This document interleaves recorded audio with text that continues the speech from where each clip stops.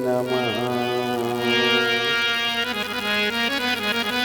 श्री राधा चरण कमलेभ्यो नमः। श्री हनुमान जी महाभ्यो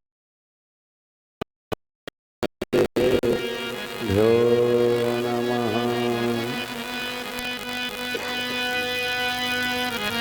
श्री सद्गुरु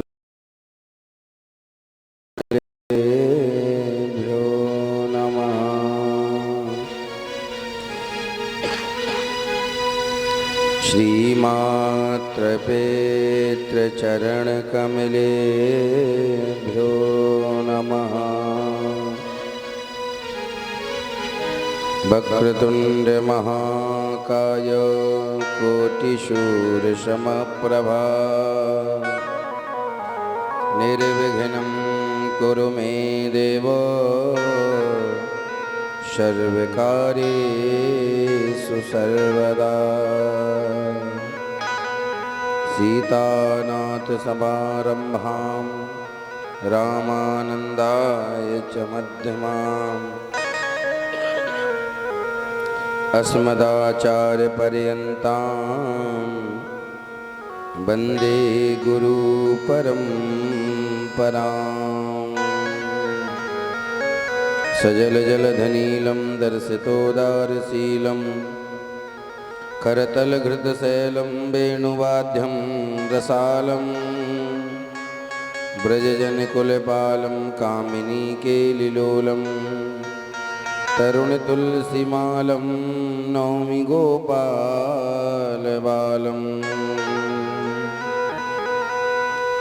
गंगातरंगरमणीयजटाकलापम्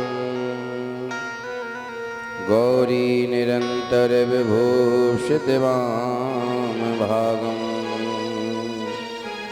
नारायण प्रियमनंगमदापहारम् वाराणसीपुरपतिं भज विश्वनाथम्। श्री गुरु जी के चरण कमल में बारंबार मनाऊं। हृदय धरो रघुनाथ को हनुमत हो आए। चलो सखी वहाँ चालिए जहाँ बसे ब्रजराज। गौरश बेचत हरि मिले श्वेय के पंथ दुय काज। परमादरणीय प्रातः स्मरणीय श्री हनुमान जी महाराज की पावन अध्यक्षता में भूत भावन भोलेनाथ के पावन सानिध्य में प्रातः स्मरणीय वंदनीय श्री बांके बिहारी लाल की पावन गोद में भगवत चरण कमराघी बंधुओं, भक्तिमयी करुणामयी माताओं बहनों, परम पावनी श्रीमद् भागवत भागीरथी में अवगाहन करने से पूर्व आइए मन और वाणी को पवित्र करते हैं। तदुपरांत आज की पावन बेला प्रारंभ करते हैं।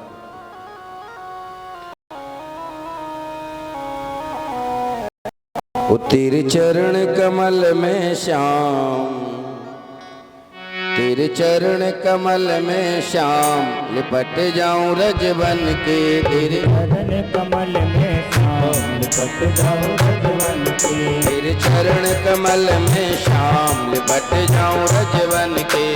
चरण कमल में श्याम लिपट जाऊं रजवन के। लिपट जाऊं रजवन के, लिपट जाऊं रजवन के, लिपट जाऊं रजवन के, लिपट जाऊं रजवन के। तेरे चरण तेरे चरण कमल में श्याम लिपट जाऊं रजवन के। चरण कमल में श्याम लिपट जाऊं रजवन के। ताली सेवा करते हुए सभी गाइए।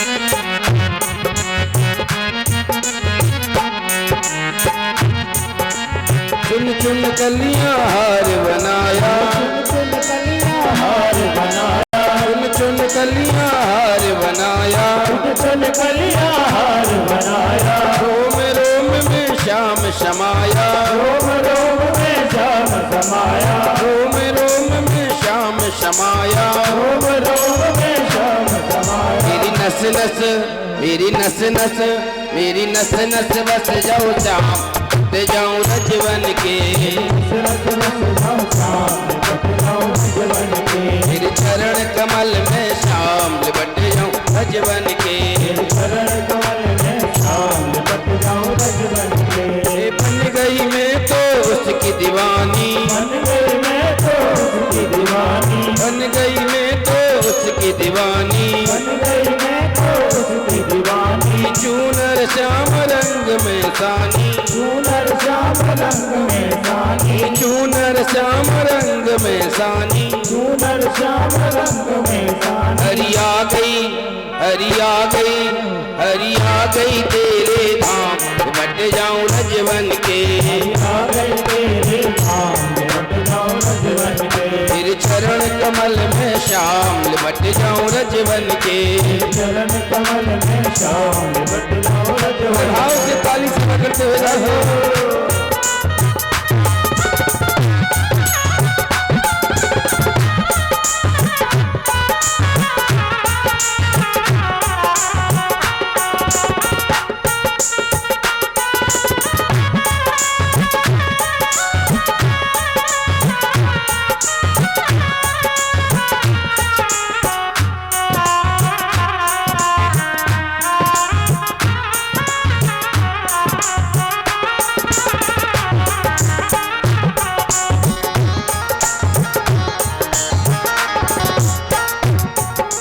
छवि लखी में श्याम की जब से, लखी में श्याम की जब से, छवि लखी में श्याम की जब से। लखी में श्याम की जब से। भई बाबली में तो तब से, भई बाबरी में, भई बाबली में तो तब से। भई बाबरी में तो तब से। मेरी नस नस, मेरी नस नस, मेरी नस नस बस जाओ श्याम, हट जाऊं रजवन के। जय राधे राधे, जय राधे राधे, जय राधे राधे, जय राधे राधे, जय राधे राधे, जय राधे राधे, जय राधे राधे, जय राधे राधे, जय राधे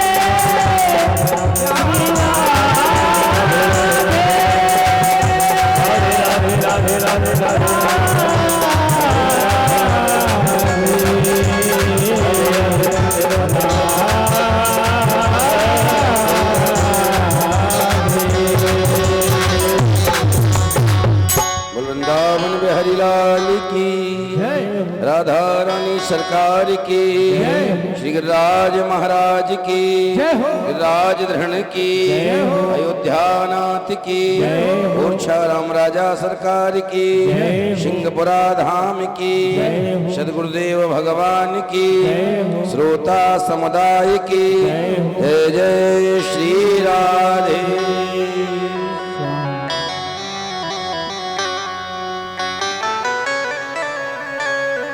परम मंगल में परात्पर अकारण करुणा वरुणालय भक्तवांछा कल्पतरु तड़द्युत विनंदित पीतांबरधारी नंदनंदन यशोदानंदन के अनुग्रह विग्रह स्वरूप गौपति गोपालपति नंदनंदन यशोदानंदन श्री बालकृष्ण लाल की वांगमयी प्रतिमूर्ति श्रीमद्भागवत महापुराण, जिस महापुराण की परम पावनी पावन गाथा में अवगाहन करने के लिए हम आप एकत्र हुए हैं।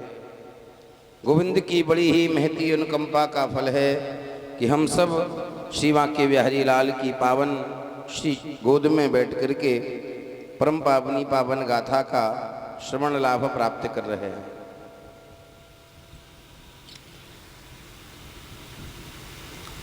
कल की कथा में हमने श्रवण किया, भगवान बाल कृष्ण लाल के जन्मोत्सव को श्रवण किया और श्री सुखदेव जी महाराज ने राजा परीक्षित को सूक्ष्म में कृष्ण कथा सुना दी और कथा को विश्राम किया। चतुर्दिवस की पावन बेला में पंचम दिवस में श्री सुखदेव जी महाराज ने राजा परीक्षित से पूछा कि परीक्षित तुम्हें क्या सुनना है। परीक्षित बोले, गुरुदेव क्या कृष्ण कथा पूरी हो गई? सुखदेव जी महाराज बोले, कृष्ण कथा तो तुम्हें कल ही सुना दी, अब क्या सुनना है? श्री परीक्षित जी महाराज बोले, जिनके लिए मैं 4 दिनों से अन्न जल छोड़ करके बैठा हूँ, आपने उनकी कथा को बड़े सूक्ष्म में सुना दिया। सुखदेव जी महाराज बोले, परीक्षित किसकी कथा? तो श्री परीक्षित जी महाराज कहते हैं, प्रभु कि पितामहा में शमरे मरंजय दैवृत्यतादा स्थिरमंगलस्य दुरत्ययं कौरवसैन्य सागरम कृत्वा तरन्वस पदं सियत्प्लवः। बोले, जिनकी कृपा से हमारे बाबाओं ने कौरवों जैसी विशाल सेना पर विजय पाई है, उनकी कथा को मैं विस्तार से सुनना चाहता हूँ। सुखदेव जी महाराज बोले, और बोले, द्रोणश्च विपुलश्चमिदं मदंगम संतान बीजम कुरु पांडवानां जुगोपि कुक्षिं गतयाति चक्रो मातुस्तुमे आसरणं गतायः। जिन द्रोणाचार्य के पुत्र अश्वत्थामा ने मुझे माता के गर्भ में ही मारने का प्रयास किया, जिन्होंने मेरी माता के गर्भ में जाकर के रक्षा करी है, हम उनकी कथा विस्तार से सुनना चाहते हैं। सुखदेव जी महाराज बोले, और तीसरा प्रश्न किया है? बोले, देवक्या गर्भ संबंधा देवक्या गर्भ संबंधा कुतो देहांतरम बिना। देवकी का 7वां गर्भ बिना देह त्याग किए ही रोहिणी के गर्भ में कैसे चला गया, कृपा करके मैं सुनना चाहता हूँ। सुखदेव जी महाराज गदगद हो गए और सुखदेव जी महाराज बोले, परीक्षित हम तो तुम्हारी प्रीति देखना चाहते थे। बहुत से लोग होते हैं 2-3 दिन कथा सुनी फिर ऊब जाते हैं, लेकिन परीक्षित हम देख रहे हैं कि तुम्हारी जो भगवान के प्रति भक्ति है, भगवान के प्रति समर्पण है, वो दिन प्रतिदिन बढ़ता ही चला जा रहा है और भक्ति का ये मार्ग बहुत ही सुगम है।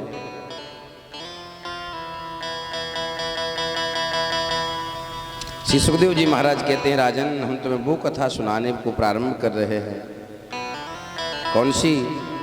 बोले, जिस कथा के सुनने से काम, क्रोध और दंभ तीनों ही खत्म हो जाते हैं। बाबा लिखते हैं मानस में, विमल कथा कर करही आरंभा, विमल कथा कर करही आरंभा, विमल कथा कर करही आरंभा, विमल कथा कर करही आरंभा, सुनत न सात काम मद रंभा, सुनत न सात काम मद रंभा, राम सिया राम सिया राम सिया राम सिया राम सिया राम सिया राम सिया राम सिया राम सिया राम राम सिया राम सिया राम। सुखदेव जी महाराज कहते, वो कथा सुनाने जा रहे हैं जिस कथा के सुनने से महाराज व्यक्ति का काम, क्रोध और दंभ, काम और क्रोध से प्रबल होता है दंभ। और दंभ कहते हैं पाखंड को, है कोई महात्मा आए तो लंबा सा तिलक लगा लिया, हाथ में माला ले ली। महात्मा चले गए तो तिलक साफ कर दिया, माला अलग धर दी। इसे कहते हैं पाखंड। और जो पाखंडी होता है महाराज, उसकी कभी सदगति नहीं होती। सुखदेव जी महाराज कहते हैं, राजन मथुरा के राजा हैं उग्रसेन जी महाराज, और उनके एक भाई हैं देवक, जिनकी 7 कन्याएं हैं। गौरवी, रोहिणी, भद्रा, मदरा, रोचना, इला, 7 कन्याएं हैं। कंस ने जब उग्रसेन जी महाराज को कारागार में बंद किया तो प्रजा कंस की बड़ी बुराई करने लगी। तो कंस ने अपने चाचा देवक की 7वीं कन्या देवकी का विवाह वसुदेव के साथ कर दिया और अपनी बहन को विदा कर रहा था तो आकाशवाणी हुई, कंस जिस बहन को इतने हर्ष उल्लास के साथ विदा कर रहा है उसका 8वां पुत्र तेरा काल होगा, काल होगा। कंस रथ से कूद पड़ा, देवकी के केसों को पकड़कर मारने को उद्यत हुआ। तो वसुदेव ने कहा, महाराज आपको देवकी से भय है कि देवकी के पुत्रों से भय है? कंस बोला, मुझे देवकी के पुत्रों से भय है। वसुदेव ने कहा, देवकी के जितने पुत्र होंगे हम तुम्हें ला करके देंगे, देवकी को छोड़ दो। कंस ने देवकी और वसुदेव को कारागार में डाल दिया। पहला पुत्र हुआ कीर्तिमंत नाम का, वसुदेव जी लेकर के गए। कंस ने देखा ही तो पहला पुत्र है, इससे कोई भय नहीं, छोड़ दिया। जब छोड़ा तो देवता नारद के पास गए, बोला कंस ऐसे ही दया करता रहेगा तो इसके पाप का घड़ा नहीं बढ़ेगा, और जब तक पाप का घड़ा नहीं बढ़ेगा तब तक भगवान का जन्म नहीं होगा। क्योंकि परमात्मा का जन्म तो तब होता है जब जब होए धर्म की हानि, बाढ़े असुर अधम अभिमानी, तब तब धर प्रभु विविध शरीरा, हरहि कृपानद सज्जन पीरा। देवताओं ने नारद से कहा तो नारद कंस के पास गए, कंस से पूछे, कंस बड़े प्रसन्न हो, क्या बात है? कंस बोले, आज देवकी के पहले पुत्र ने जन्म लिया, वसुदेव लेकर के आए, मैंने छोड़ दिया। नारद जी ने दीवार पर 8 लाइनें खींची, बोले कंस गिनो इसमें 8वीं कौन है? कंस बोला, गुरुदेव ये तो आखिरी 8वीं है। बोले 1 छोड़ करके गिनो, बोले पहली 8वीं है। बोले 2 छोड़ करके गिनो, बोले दूसरी 8वीं है। नारद जी बोले कुछ समझे? कंस बोला नहीं समझे। नारद जी बोले, कंस ये देवताओं की चाल है, तुम 8वें के चक्कर में बने रहोगे तो कहो पहला ही 8वां कर दें, कहो 8वां ही पहला कर दें। कंस बोला बात तो सही है गुरुदेव। वसुदेव को बुलाया, बालक के पैर पकड़े और महाराज पत्थर पर पटक करके उसका प्राणांत कर दिया। देवकी के 6 पुत्र कंस ने मार दिए। तो परीक्षित ने पूछा, देवकी के 6 पुत्र क्यों मारे गए? तो श्री सुखदेव जी महाराज कहते हैं, राजन पूर्व जन्म में जो देवकी और वसुदेव हैं वो कश्यप और अदिति थे। एक बार कश्यप के मन में आया कि मैं यज्ञ करूं, तो ब्राह्मणों से सलाह ली। ब्राह्मण बोले यज्ञ तो हो जाएगा लेकिन यज्ञ के लिए गाय की जरूरत है, बिना गौ पूजन के यज्ञ नहीं होता, बिना गौदान के महाराज भागवत कथा नहीं सुनी जाती, बिना स्वर्णदान के महाराज भागवत कथा नहीं सुनी जाती, कुछ विधान होते हैं परंपरागत।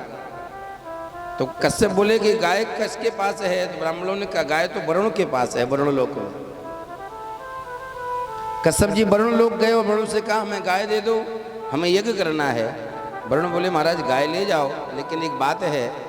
बोले क्या? बोले गाय के 6 बछड़े हैं, आपको बछड़े ले जाने पड़ेंगे। कश्यप बोले हमें तो गाय की जरूरत है, बछड़ों की नहीं, क्या करेंगे बछड़ों का? तो वरुण बोले अगर बछड़े नहीं ले जाओगे तो आपको गाय नहीं देंगे। कश्यप क्रोधित होकर के चले आए और रात्रि में वरुण लोक गए, गाय को निकाल करके लाए, यज्ञशाला में गाय का पूजन करा दिया। जब बछड़ों से गाय दूर हो गई तो बछड़े रमाने लगे। वरुण की नींद खुल गई तो वरुण ने गौशाला में देखा कि गाय नहीं है, इसलिए बछड़े रमा रहे हैं। वरुण कश्यप के पास आए, बोले महाराज आपको यज्ञ करना है, अच्छी बात है, गौ चाहिए ले लो, लेकिन गाय के वियोग में बछड़े रमा रहे हैं, या तो गाय दे दो या बछड़े रख लो। तो कश्यप बोले ना गाय देंगे ना बछड़े लेंगे। वरुण बोले अगर गाय के वियोग में बछड़ों ने देह त्याग कर दिया तो आपके लिए अच्छा नहीं होगा, इतनी वार्ता चल रही थी, तब तक वरुण लोक से एक सेवक आया और वरुण से बोला, महाराज गाय के वियोग में बछड़ों ने देह त्याग कर दिया। तो वरुण को क्रोध आया। वरुण ने कश्यप को श्राप दे दिया, हम तुम्हें श्राप देते हैं, जैसे गाय के वियोग में 6 बछड़ों ने देह का त्याग किया है, वैसे ही तुम्हारे सामने तुम्हारे 6 पुत्र मारे जाएंगे और तुम कुछ कर भी नहीं पाओगे। महाराज वरुण का श्राप कश्यप को लगा, वही महाराज देवकी और वसुदेव बने। महाराज 6 पुत्र मारे गए। 7वां भगवान ने योग माया से कहा, योग माया 7वां गर्भ निकाल करके रोहिणी के गर्भ में स्थापित कर दो। योग माया बोली, मुझे क्या मिलेगा? भगवान बोले, तुम्हें मैं कलयुग में पूजित करा दूंगा। योग माया बोली, ठीक है। योग माया ने देवकी का गर्भ निकाल करके रोहिणी के गर्भ में स्थापित कर दिया। 8वें में भगवान आए। कंस बहुत भयभीत था, देवता स्तुति करने आए, गर्भ स्तुति करी है। और जब देवकी के कहने से भगवान बालक बने, देवकी बोली, प्रभु रोना मत। भगवान बोले, त्रेता में तो रोने के लिए विवश किया गया, द्वापर में कह रही हो कि रोना मत। बोले, रोगे तो पहरेदार जग जाएंगे, और पहरेदार जग जाएंगे तो कहीं विपत्ति ना आ जाए। तो भगवान ने कहा, अगर आपको डर लगता है तो मुझे गोकुल छोड़ाओ। यदि कंसात विभे सत्वम तर्हि मां गोकुल नयम, आप मुझे गोकुल छोड़ाओ। बोलिए, पहरेदार, ये सेवक, ये ताले सब, भगवान बोले उसकी चिंता मत करो। वसुदेव जी महाराज बोले, ठीक है। और जैसे ही महाराज वसुदेव, सब लोग कहते हैं ना कि भगवान को सूप में लेकर के गए हैं। उस जेल में सूप कहाँ से आया? तो बहुत से कथाकार कहते हैं कंस देव के वसुदेव से चक्की चलवाता था। कहते ना कमजोर था कि अपनी बहन से चक्की चलवाए। भागवत जी में सूप का वर्णन नहीं है। श्री वसुदेव जी महाराज भगवान को हाथों में लेकर के चले हैं। और जब मथुरा से बाहर निकले तो घनघोर बारिश होने लगी, बादलों ने स्वागत किया। तो वसुदेव जी महाराज ने भगवान को सीने से लगा लिया। जब यमुना में प्रवेश किया और यमुना बढ़ी तो वसुदेव जी महाराज ने भगवान को सर पे रख लिया। ये कोई वसुदेव जी महाराज की क्रिया नहीं है, ये हम संसारियों को भगवत प्राप्ति कराने का मार्ग है। भगवत प्राप्ति कैसे होगी, ये मार्ग भगवान ने स्वयं दर्शाया है। अगर भगवान को पाना है तो सबसे पहले व्यक्ति को भगवान को क्रिया में लाना चाहिए। अगर परमात्मा क्रिया में आ गया तो समझो तुम्हारा मुक्ति का मार्ग प्रशस्त हो गया। क्रिया में आ गया तो, और क्रिया में आना कब होता है? बोले, जब माला जप करते करते एक स्थिति पर पहुंच जाओ कि हाथ में माला चलती रहे, वाणी बात करती रहे और मन जाप करता रहे। आप माला जप करोगे, अगर बात करना शुरू कर दोगे तो जो गुरिया जहां पकड़े हो उससे आगे नहीं बढ़ेगा।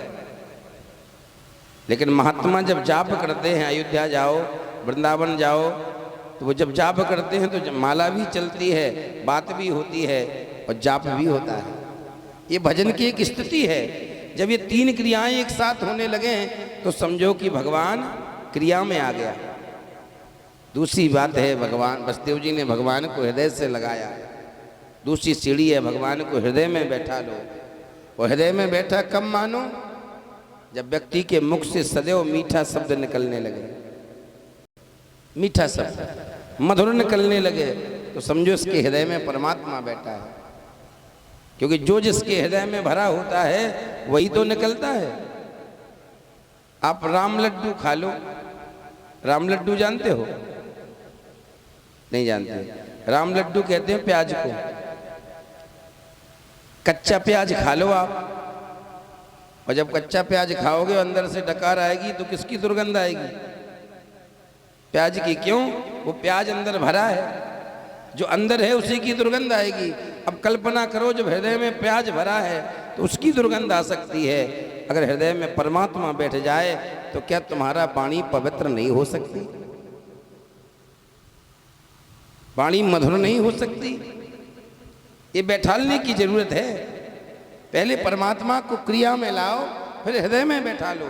और तीसरा कार्य किया बसदेव जी महाराज ने, भगवान को सर पे रखा है, यानी कि भगवान को बुद्धि में बैठा लो। और बुद्धि में बैठा कब मानो? कहते हैं किसी से झगड़ा हो जाए और झगड़ा भी तगड़ा हो जाए, तगड़े में रगड़ा रगड़ी हो जाए, झगड़ा हो जाए और झगड़ा भी तगड़ा हो जाए, तगड़े में रगड़ा रगड़ी हो जाए, और रात्रि को आप सो जाओ तो स्वप्न में आपको वही व्यक्ति दिखेगा जिससे आपकी रगड़ा रगड़ी हुई। ना दिखता हो तो आज प्रैक्टिकल कर ले, ना सास बहू से कर ले, बहू सास से कर ले। प्रेम से बोलो। सास को बहू दिखेगी, बहू को सास दिखेगी सपने में। झगड़ा हो जाए, झगड़ा भी तगड़ा हो जाए, तगड़े में रगड़ा रगड़ी हो जाए, तो स्वप्न में वही व्यक्ति दिखता है जिससे हमने झगड़ा किया है।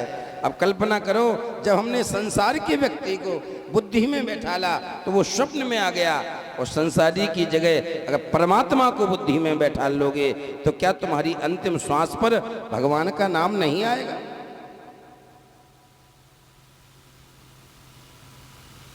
अंतिम श्वास पर भगवान का नाम नहीं आएगा? ये तुम घुमा दो तुम दाऊ साहब।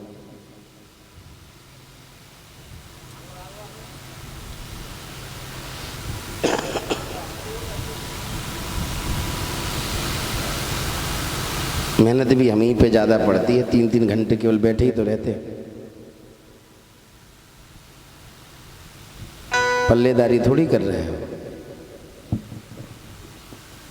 बोलो भक्त वत्सल भगवान की जय। सुखदेव जी महाराज कहते हैं, राजन बसदेव जी महाराज लेकर के गए। बाबा नंदन की यशोदा ने कन्या को जन्म दिया था।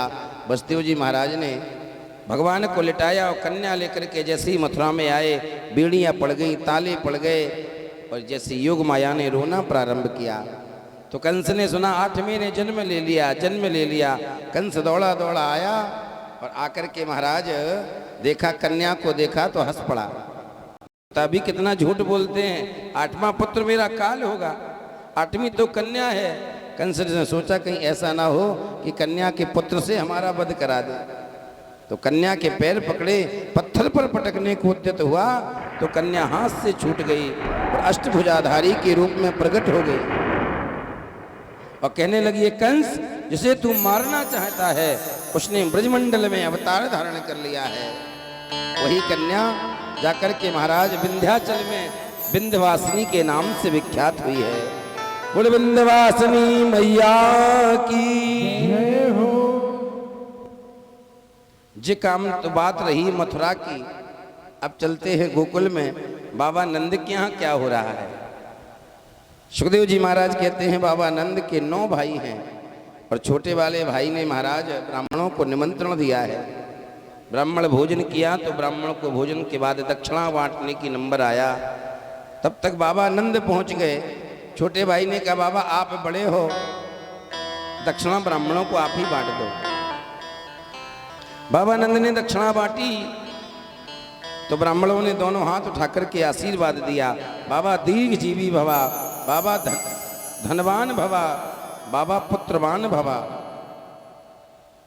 तो बाबा हाथ जोड़ के बोले, महाराज दीर्घ जीवी हो, धनवान तो ठीक है, लेकिन जो तीसरा आशीर्वाद दिया ना पुत्रवान होने का, ये गड़बड़ है। बोले क्यों? बोले 90 की हम और 95 की यशोदा, अब है तो कछु भयो ना है। ब्रजवासी ब्राह्मण बोले, तुम जानो ना बाबा, अगर ब्रजवासी ब्राह्मण ने कह दी तो निश्चित ही हो कहीं रहेगो, और आप कहो तो आपके ताई अनुष्ठान कर दे। बाबा बोले, महाराज कछु करो, ऐसो सुख मिल जाए तो कहवे की बात ही का है, कहवे की बात ही का है। और महाराज जैसे कहा तो बाबा बोले, ठीक है आप अनुष्ठान करो। ब्रजवासी ब्राह्मण यमुना के तट पे बैठ गए। और महाराज जाप की तो बातें छोड़ो, ब्रजवासी की मुख से निकली हुई बात ही सिद्ध हो जाती है, क्योंकि भगवान कहते हैं कि ब्रजवासी वल्लभ सदा मेरे जीवन प्राण, इन्हें कबहू न बिसारी हो मोए नंद बाबा की आन। और ब्राह्मण कर क्या रहे हैं यमुना के तट पर? बोले चकाचक बाबा ने व्यवस्था करी है काजू बादाम किशमिश की। और मथुरा के ब्राह्मण तो ज्यादातर भांग खावे के शौकीन हुए, बढ़िया काजू बादाम डाल के भांग घोंट रहे हैं। और भांग घोंटने कोई मंत्र बना दिया, घुटंतम घोटंतम घुट घुट घुटंतम घुट गई, घुटंतम घोटंतम घुट घुट घुटंतम घुट गई, छनंतम छानंतम छन छन छनंतम छन गई।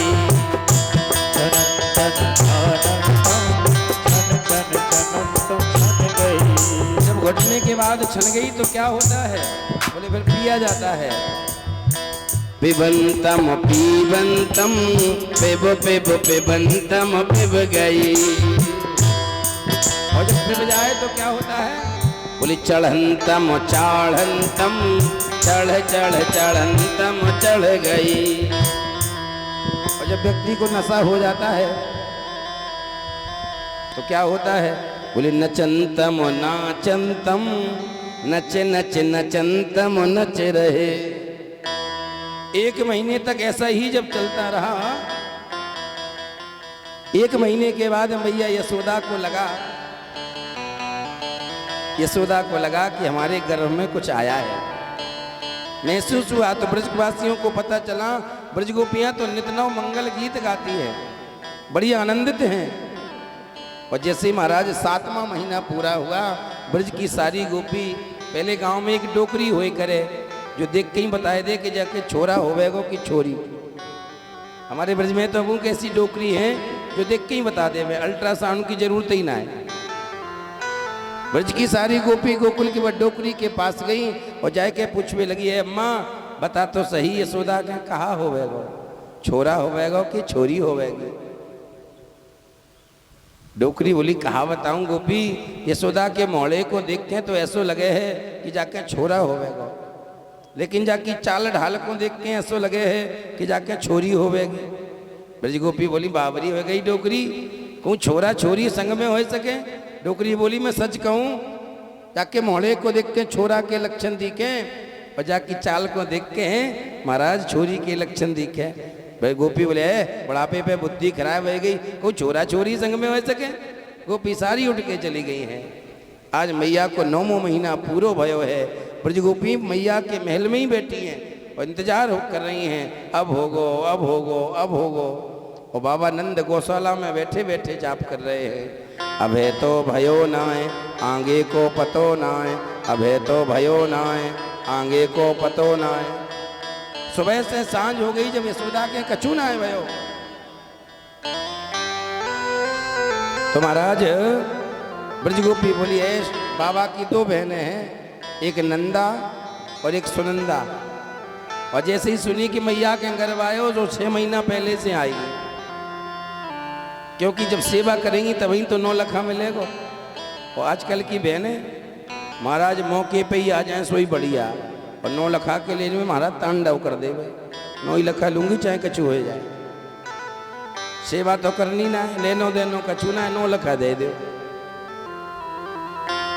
9वां महीना लगे उस ब्रज गोपी बोली सुनंदा से देख अभी तेरी भाभी के कछु भयो ना है और हम घर को थोड़ो काम कर दें, और जैसी तेरी भाभी के कछु होए तो बुलाए की जरूरत ना है, तू तो केवल थाली को बजाए दियो, हम सब दौड़ी दौड़ी चली आवेगी। सुनंदा बोली ठीक है जाओ। सारी ब्रज गोपी चली गई। बाबा को 85 चौक को मकान है, 85 चौक को मकान है। यशोदा सुनंदा पूरे दिन काम करे सो थक जाए, मैया के पलंग के पास ही सर टकाए के सोए गई है।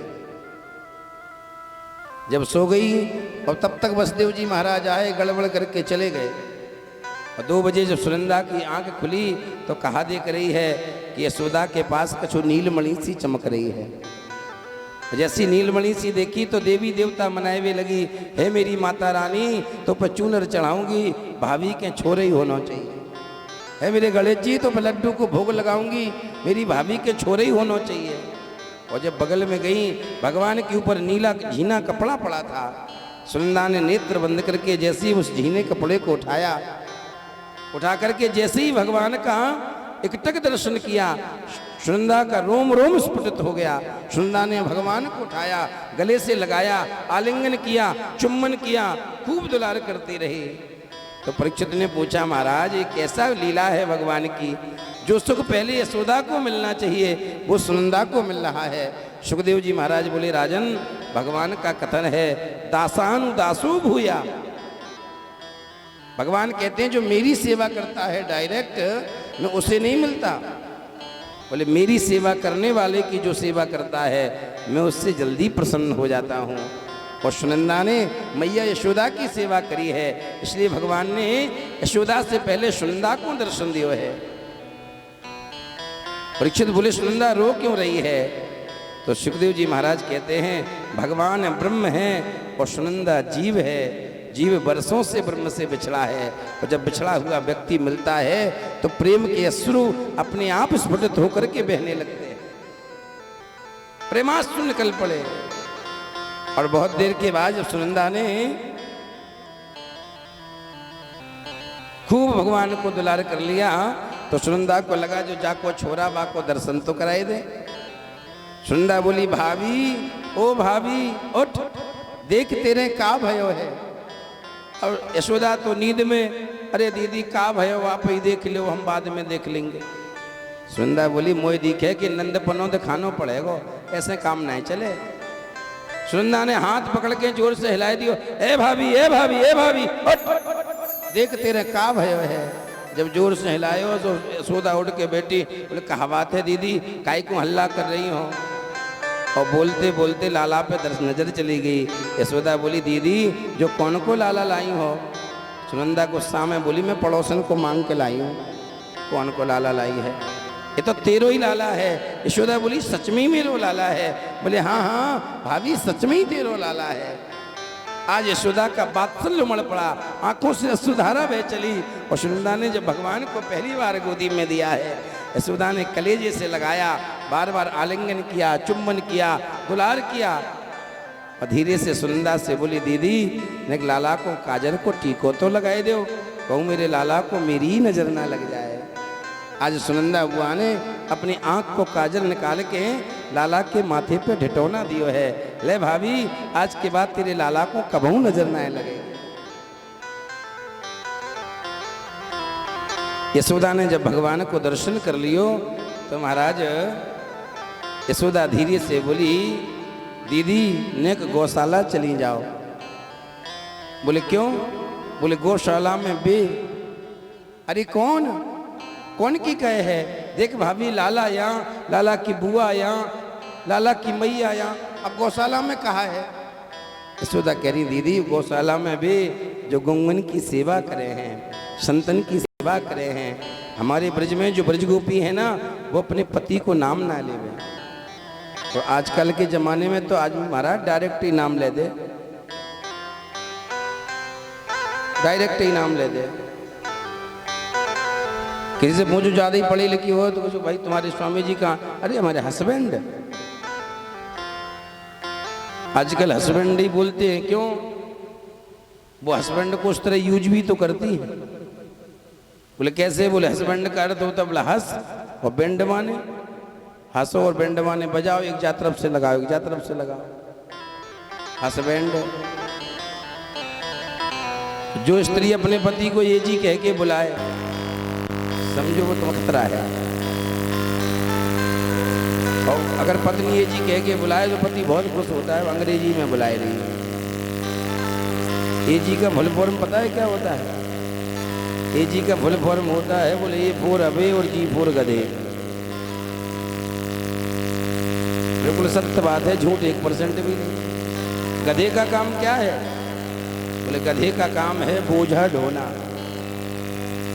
और मनुष्य जब विवाह हो जाए, पत्नी आ जाए और संतान हो जाए तो क्या करता है?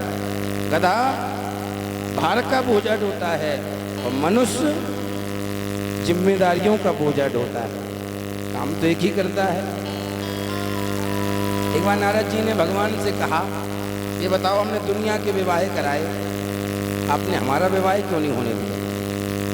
करदम देवभूति का कराया, शंकर पार्वती का कराया, तुम्हारा कराया, लेकिन आपने हमारा विवाह नहीं होने दिया, क्यों? भगवान मुस्कुराए, बोले नारद, जो व्यक्ति विवाह के बाद बनता है वो हमने तुम्हें विवाह से पहले ही बना दिया। नारद जी बोले हम समझे नहीं। बोले विवाह के बाद आदमी की क्या दशा होती है? बोले आदमी की दशा होती है, बोले नाचे नट मरकट की नाई, बंदर की तरह नाचता है, और हमने तुम्हें विवाह से पहले ही बंदर बना दिया। आप बताओ कहाँ तकलीफ है तुम्हें? विवाह का सुख नहीं है, विवाह सुखी तभी है जब गृहिणी सुंदर है स्वभाव से। सूरत से सुंदर हो ना हो, लेकिन सीरत से सुंदर होनी चाहिए। जो सीरत से सुंदर है वो घर को स्वर्ग बना देती है। जो केवल सूरत से ही सुंदर है वो पूरे दिन डेंटिंग पेंटिंग में लगी रहेगी, काम तो कुछ करनी नहीं पड़ेगी। भैया कह रही है गौशाला में वे, हमारे द्वापर में तो वे कह दिया जाता था, त्रेता में तो ए वे कुछ नहीं कहा जाता था। त्रेता तो इतनी मर्यादा की बात है महाराज, वहाँ ए वे का कोई मतलब ही नहीं है। जब वनवास काल में राम लक्ष्मण और जानकी जा रही थी तो मार्ग में कोल भीलों के गांव मिलते हैं। वो कोल भीलों की स्त्रियां माता सीता से पूछती हैं, ये बताओ तुम्हारे आगे कौन है और तुम्हारे पीछे कौन है? स्त्रियों में गुण होता है चंचलता का। अगर 2 मिनट एक स्त्री दूसरे स्त्री के पास बैठ ले तो हमारा तुरंत मोबाइल नंबर एक्सचेंज हो जाएगा। प्रेम से बोलो, जोर से बोलना पड़ेगा। एक बार मुस्कुराते हुए बोलिए राधे, तुरंत एक्सचेंज हो जाएगा। एक बेटी ने अपने पिता से कहा, पिताजी मम्मी कहाँ गई है? बोले बाजार गई है। बोले क्या लेके आएगी? पिताजी बोले कुछ लाए ना लाए, लेकिन एक रिश्तेदार जरूर बना लाएगी, एक रिश्तेदार ले आएगी। जब सीता जी से पूछा तो सीता जी ने क्या उत्तर दिया है? इसको कहते हैं मर्यादा। पीछे तरफ हाथ का इशारा किया, बोले जो मेरे पीछे हैं, बोले 7 लखन लघु तेवर मोरे। तो स्त्रियां बोली ये बताओ आगे कौन है? क्या परिचय दिया है? बहुर बदन बिदु आंचल ढाकी, बहुर बदन आंचल ढाकी, बहुर बदन बिदु आंचल ढाकी, बहुर बदन बिदु आंचल ढाकी, भर के नयन तीर छेवा की, भर के नयन तीर छेवा की। राम सिया राम सीता, राम सिया राम, राम सिया राम, राम सिया राम। क्या मर्यादा है! सीता जी ने अपने सर को ढका, बहुर बदन बिदु आंचल ढाकी, और तिरछे नहरों से इशारा कर दिया कि ये हमारे भरतार हैं। ना पति कहा, ना ए जी कहा, ना ओ जी कहा, ना हस्बैंड कहा, केवल इशारों से ही बता दिया ये हमारे भरतार हैं। इसे कहते हैं मर्यादा। बहुर बदन बिदु आंचल ढाकी, और भर के नयन तिरछे बाकी, तिरछे नयन करके ही इशारा कर दिया। तो यशोदा बोली दीदी ने गौशाला चली जाओ, गौशाला में भी। सुनंदा बोली अच्छा अच्छा भाभी, तू बाबा की कहे है कि बाबा को जाए को बताए दे कि लाला को जन्म हो गयो। सुनंदा ने दौड़ लगाई, बाबा ओ बाबा, बाबा ओ बाबा। बाबा तो जाप कर रहे, अबे तो भयो ना है, आगे को पतो ना है, अबे तो भयो ना है। और जैसे ही बाबा ने सुनंदा की आवाज़ सुनी तो बाबा को लगो लगाए तो सुनंदा के पीछे कोनो भूत पड़ गया। तो बाबा दौड़े दौड़े आए, बोले सुनंदा क्या बात है, काई क्यों चिल्लाई रही है? सुनंदा बोली बाबा तेरे ब्राह्मण सेवाए को फल मिल गयो, संत सेवा को फल मिल गयो, गौ सेवा को फल मिल गयो। बाबा बोले सुनंदा भयो का है? सुनंदा बोली बाबा चलिए बताओ मुझे देवगे का? बाबा बोले जो चाहिए सो ले लेना, बरसों से जो सुनने के लिए कान तरस रहे हैं वो तो बता दे। सुनंदा बोली बाबा तेरे घर में लाला को जन्म भयो है, बोल नंद के लाला की जय हो। सुनंदा ने थाली उठाई और बजाना शुरू कर दिया। ओ ब्रजवासी सुनो सुनो सुनो, मैया यशोदा ने लाला को जन्म दियो है। जैसी ब्रजवासी ने सुनी है, अपने अपने थाल भरे हैं, बधाई लेके मंगल गीत गाए जा रही हैं। आओ हम भी चलते हैं बाबा नंद के महल में।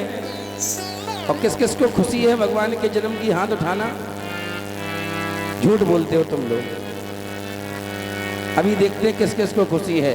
जिसे खुशी होगी वो खड़े होके नाच लेगा, और जिसे नहीं होगी वो बैठा रहे। अभी पता चल जाएगा किसको खुशी है।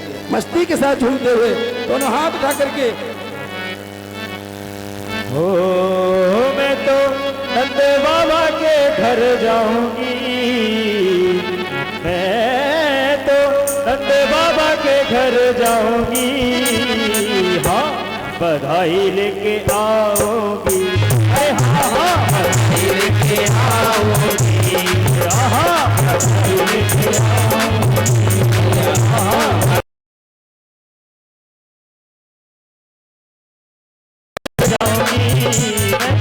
नंद बाबा के घर जाऊंगी, मैं तो नंद बाबा के घर जाऊंगी, मैं तो नंद बाबा के घर जाऊंगी। बधाई लेके आओगे, अरे हाँ हाँ बधाई लेके आऊंगी, अरे हाँ बधाई लेके आऊंगी।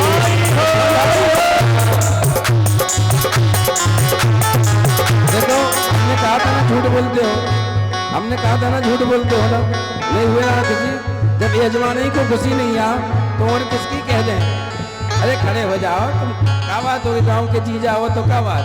तो नाच तो सको ही बड़े भाव से मस्ती के साथ, दोनों हाथ उठा करके।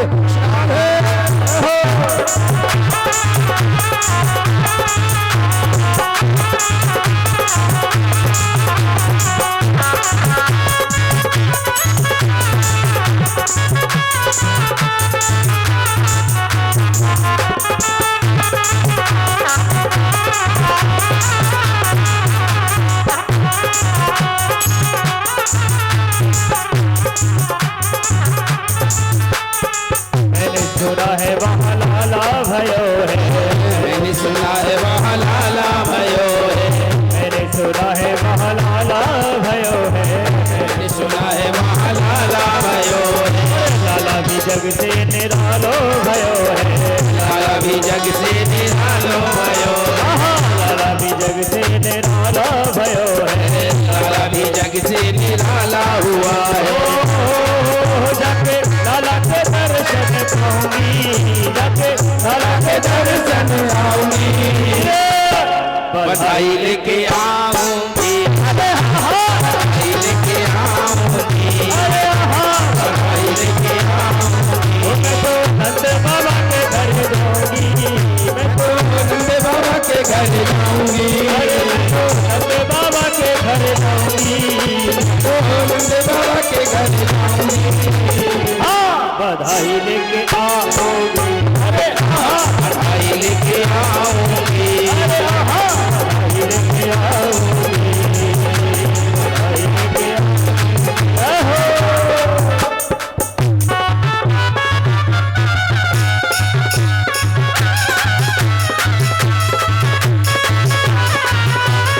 बड़े भाव से मस्ती के साथ झूमते हुए चिराग है रहो।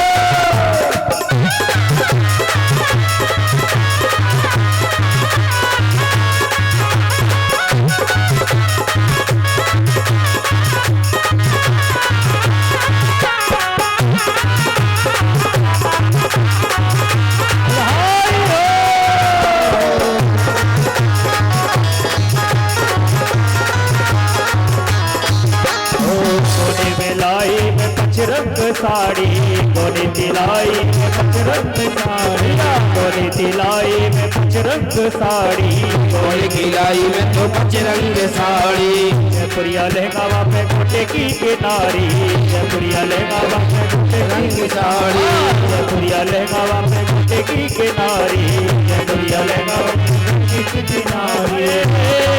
मैं तो लहर लहर लहराऊंगी, मैं तो लहर लहराऊंगी, मैं तो लहर लहर लहराऊंगी, मैं तो लहर लहराऊंगी।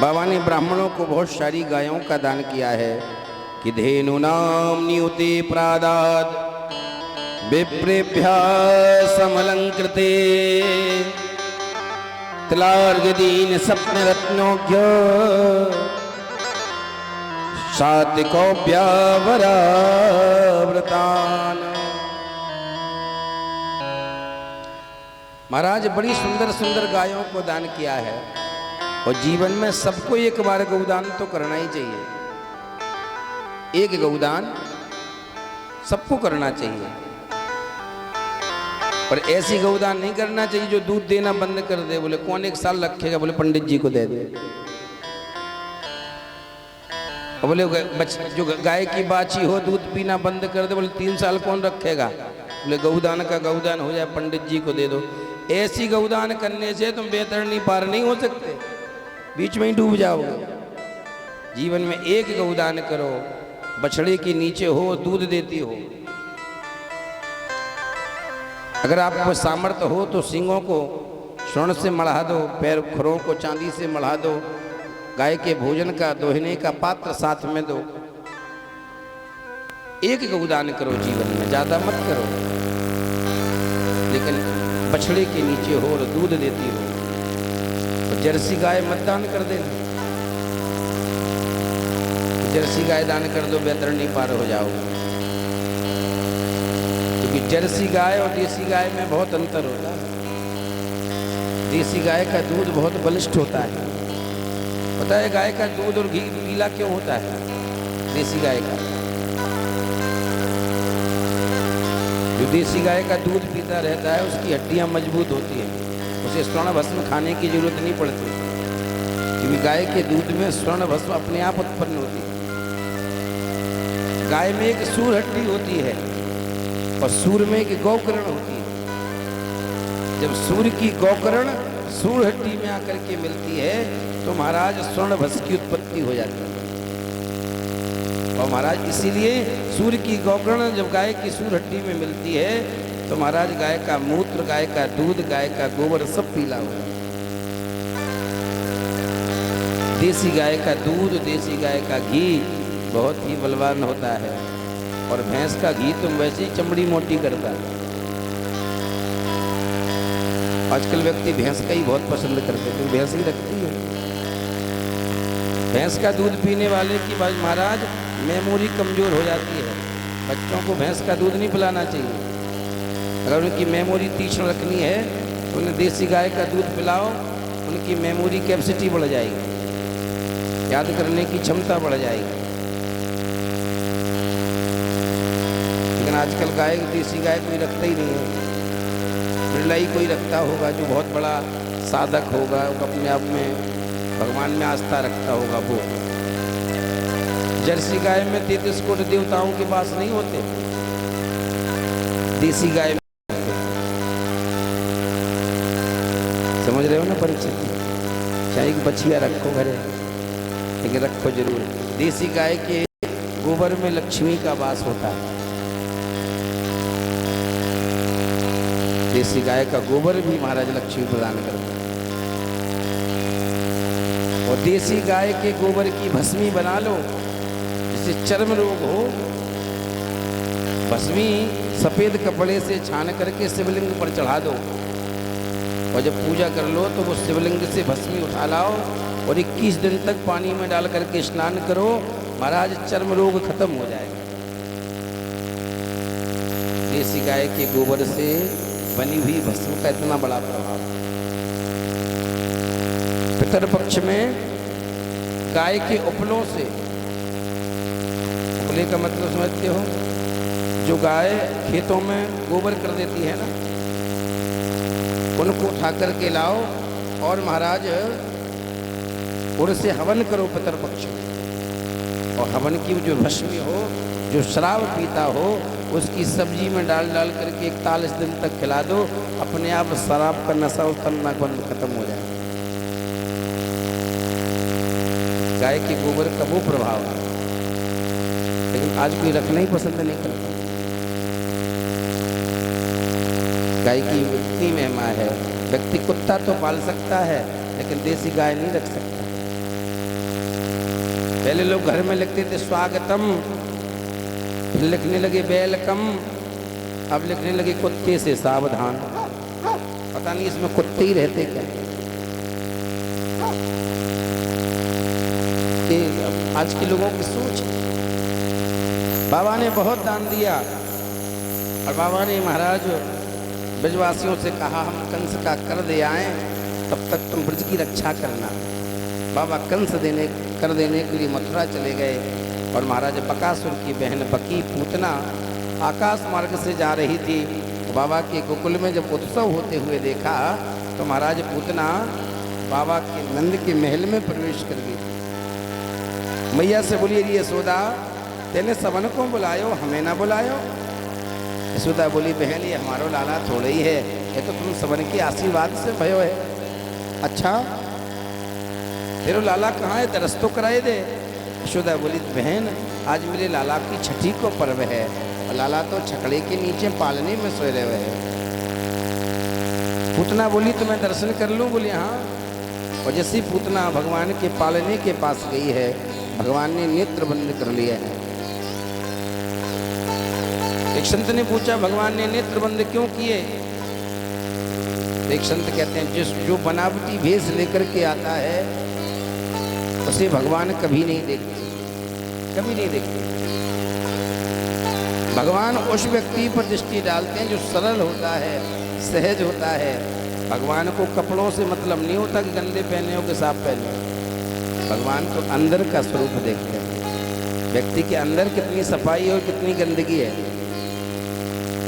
ऊपर से तुम 50,000 के कपड़े पहन लो और अंदर से कपट भरा हो तो क्या भगवान कृपा करेंगे?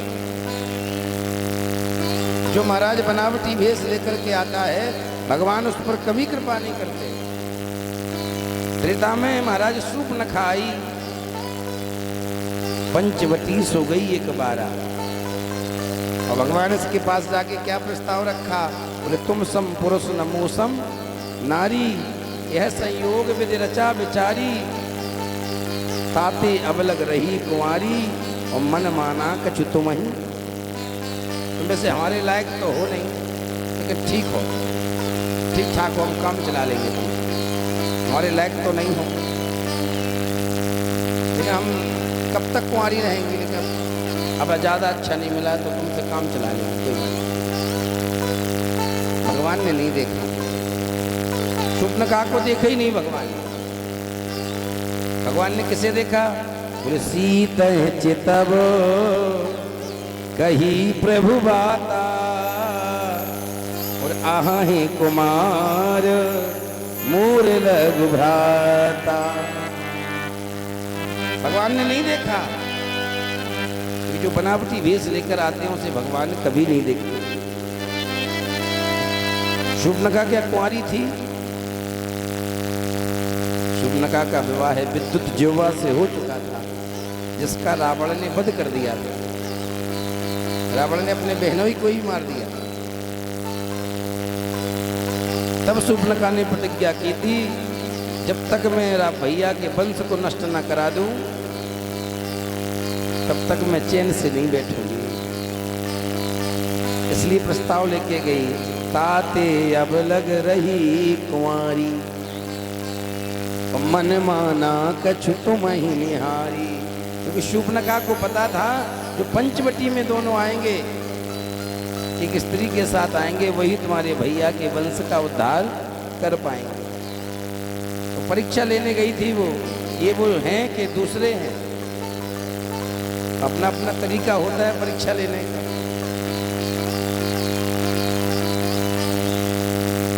और जो परीक्षा में पास हो जाता है भगवान उसे स्वीकार कर लेते हैं। पूतना को भगवान ने नहीं देखा। एक संत बोले क्यों नहीं देखा, नेत्रबंद भगवान ने क्यों किए? फिर दूसरे संत बोले भगवान ने इसलिए नेत्रबंद किए मानो भगवान ब्रह्मा से पूछ रहे हो। क्या? बोले ब्रह्मा ऐसी लेखनी क्यों लिखते हो कि जब जब मैं जन्म लेता हूँ तब तब सबसे पहले एक स्त्री का वध कराते हो। त्रेता में जन्म लिया तो ताड़का को भेज दिया, द्वापर में आया तो पूतना को भेज दिया। ऐसी लेखनी क्यों? एक संत बोले नहीं नहीं, वो तो भगवान शंकर को याद कर रहे हैं। क्यों? बोले शंकर जी को इसलिए याद कर रहे हैं भगवान ने मानव शंकर जी से कह रहे हो बाबा, हमने द्वापर में दूध दही माखन खाने के लिए जन्म लिया है और हमारी भेंट तो सबसे पहले विष से हो रही है। बाबा विष को पीने में आप बहुत अग्रगण्य हो, विष आप पी लो और दूध दूध हम पी लेंगे। एक संत बोले इसलिए नहीं बंद किए। बोले फिर? बोले भगवान के नेत्रों में सूर्य और चंद्रमा का वास है और पूतना बनावटी भेष लेकर के आई थी। भगवान ने सोचा अगर सूर्य रूपी दृष्टि पड़ गई तो पूतना वास्तविक भेष में आ जाएगी और वास्तविक भेष में आ जाएगी तो ब्रजवासी इसका वध कर देंगे, जबकि पूतना मौसी का उद्धार तो हमें करना है। और आज भी कलयुग में ऐसी ऐसी दुकानें हैं, पृथ्वीपुर में भी 2-4 होंगी। उस दुकान में कितना से भी खराब से खराब व्यक्ति चला है, कितनों खराब। जब बामे से निकले तो महाराज ऐसे लगे कि ज़्यादा से ज़्यादा सुंदर कोई है ही नहीं। बबलू भैया कह रहे महाराज जी वो तो ब्यूटी पार्लर।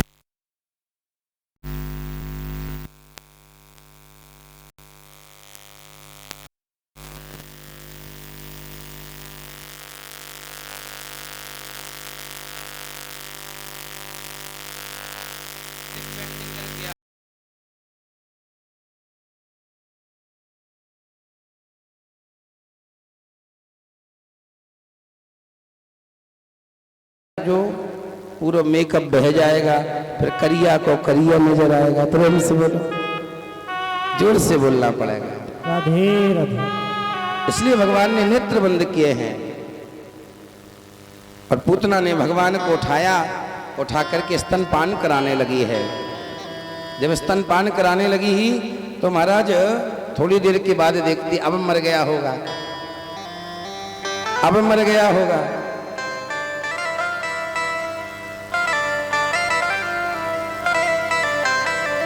फिर थोड़ी देर बाद देखती है तो स्तनपान कर रहा है।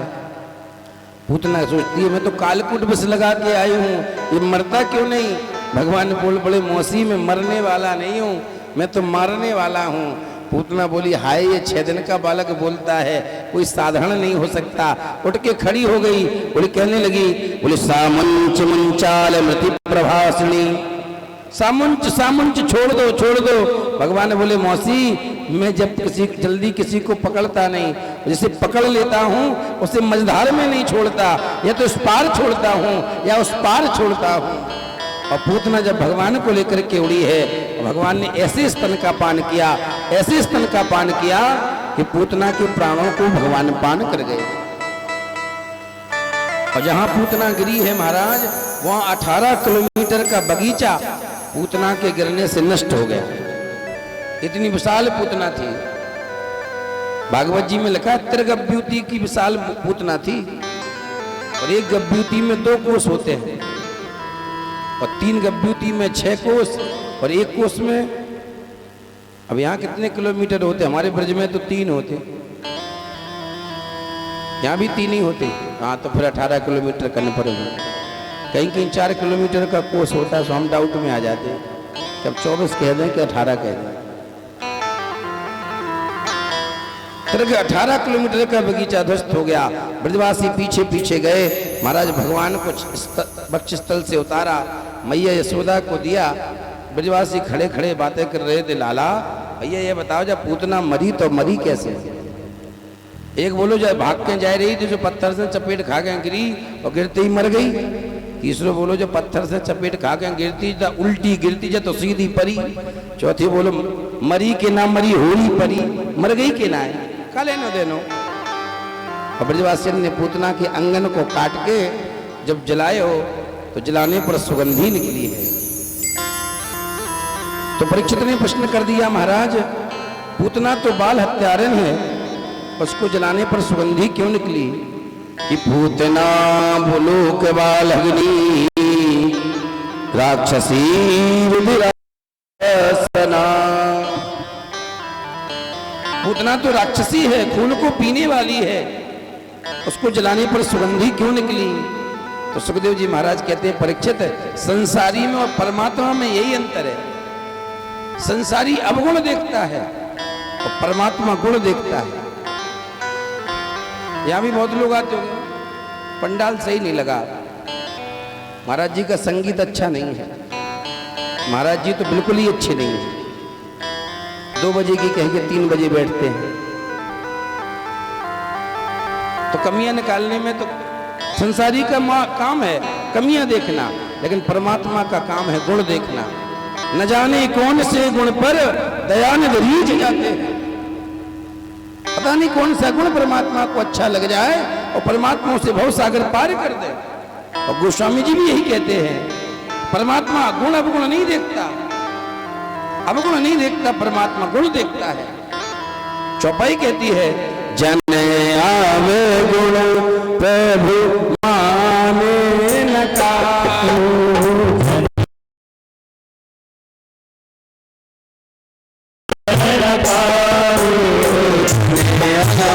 गुण प्रभु माने न काहू,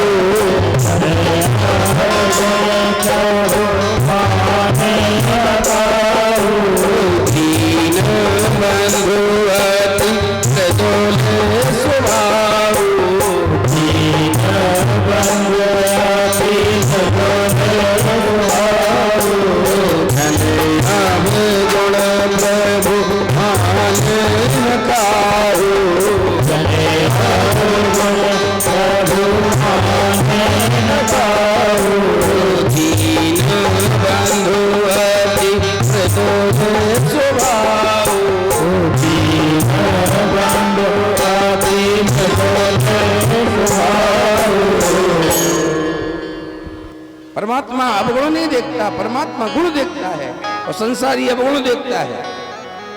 संसारी का अवगुण देखने का नजरिया होता है, महाराज परमात्मा का गुण देखने का नजरिया होता है। न जाने कौन से गुण पर दयानिधि रीझ जाते हैं।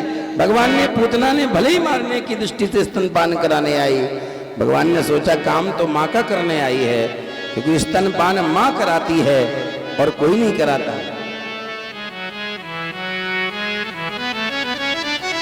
स्तनपान माँ कराती है।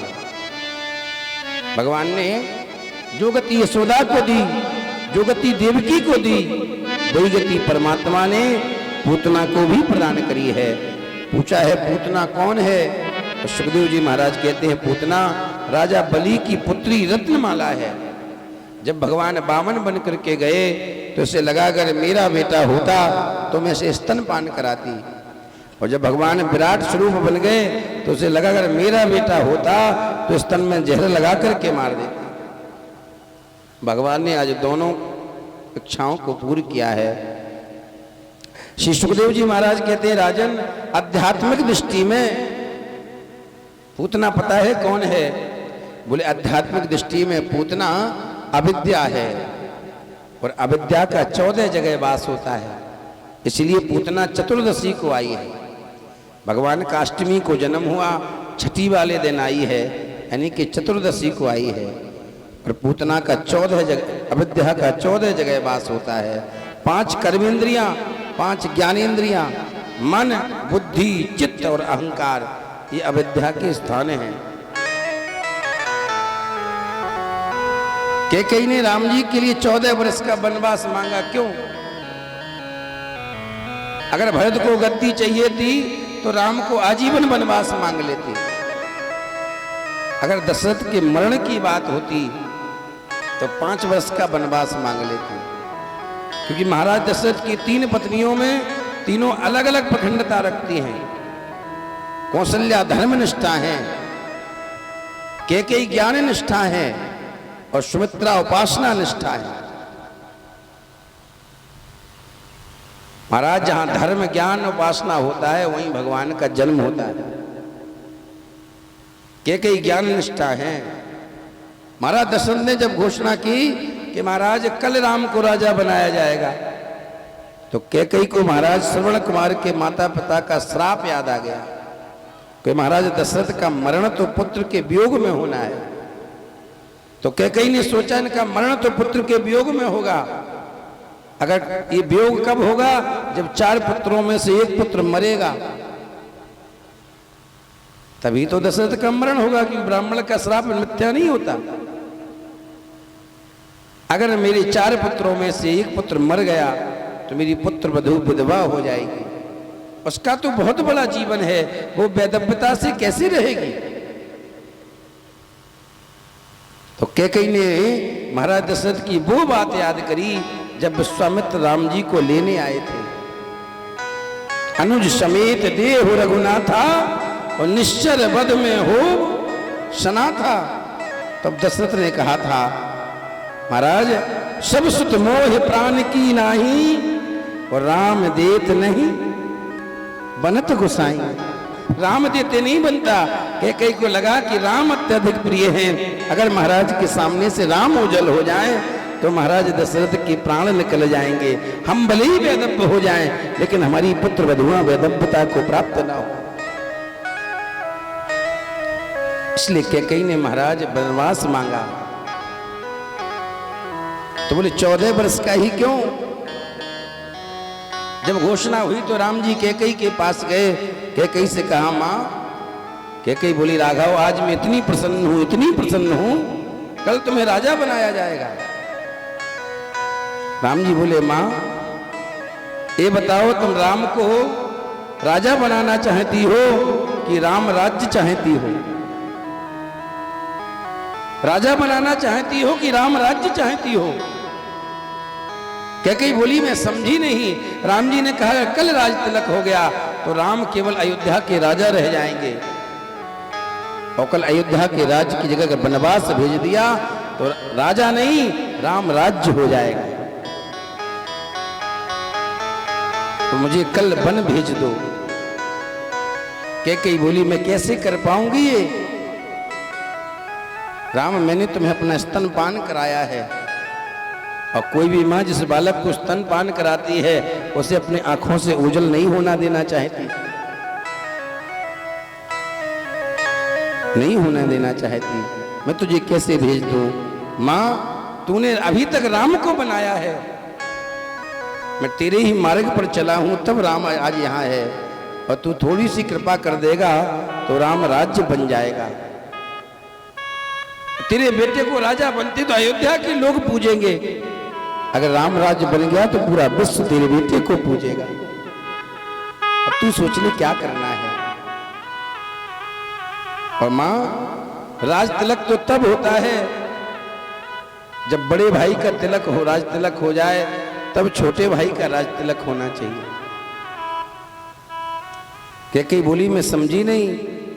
राम जी बोले, मां हमारे बड़े भाई विभीषण हैं, जब तक विभीषण का राज्य तिलक नहीं होगा तब तक मैं अपना राज तिलक कैसे करा लूं? विभीषण के राज तिलक के बगैर मैं राज तिलक कैसे करा लूं? आप सबको तो पता ही होगा विभीषण कैसे राम जी के भाई हैं। सुनने की इच्छा हो तो बता दूं।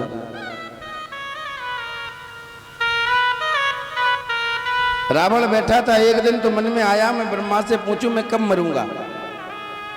नरके करे आपन गति बांची। रावण ने अपनी गति बांचने के लिए ब्रह्मा को बोला। ब्रह्मा रोज वेद पढ़ने आते थे लंका, और शंकर जी रोज पूजा कराने आते थे लंका। अगर ब्रह्मा जोर जोर से वेद पढ़े तो सिवाय ब्रह्मा धीरे पढ़ो, तुम्हारी सभा नहीं, महाराज सो रहे, और जब जग जाए तब वेद सुनाना। रावण ने ब्रह्मा से पूछा, ये बताओ मेरी मृत्यु किसके हाथ से होगी? तो ब्रह्मा बोले, दशरथ के पहले पुत्र से तुम्हारी मृत्यु होगी। बोले, दशरथ का विवाह हो गया? बोले, हुआ नहीं लेकिन होने वाला है। बोले, किसके साथ? बोले, छत्तीसगढ़ की राजकुमारी कौशल्या के साथ। बोले, अब हुआ तो नहीं? ब्रह्मा बोले, अभी नहीं हुआ। रावण बोला, तब पर होने भी नहीं दूंगा। रावण छत्तीसगढ़ गया और कौशल्या को उठा करके लाया, एक ताबूत में बंद करके जल में फेंक दिया। महाराज दशरथ 8 मंत्रियों के साथ जलमार्ग से बारात लेके जा रहे थे, जो प्रमुख मंत्री थे दशरथ के। और रावण ने ऐसा प्रकोप किया कि नाव पलट गई। दशरथ के साथ अलग अलग मंत्री विचलित हो गए। सुमंत ने जाकर के वो ताबूत को पकड़ लिया जिसमें कौशल्या बंद थी, और सुमंत ने वो ताबूत खोला, और जब कौशल्या को निकाला तो कौशल्या से पूछा, कौन हो?